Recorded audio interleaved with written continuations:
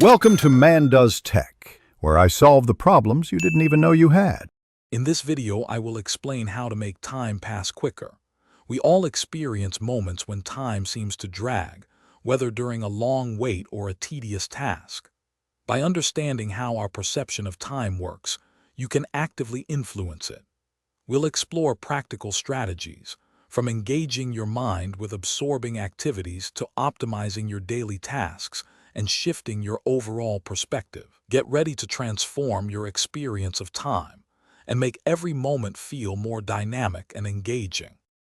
When you are deeply engaged, your brain processes fewer external cues, making time seem to fly by. Pick up a new hobby that truly captivates you, like painting or learning a language. Even a vigorous 30-minute exercise session can make time feel like it's moving at double the speed. The key is to find activities that fully absorb your mental and physical energy.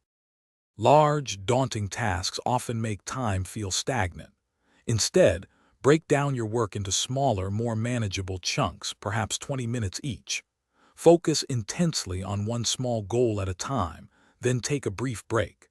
This method, often called the Pomodoro technique, helps maintain momentum and makes the overall duration feel much shorter.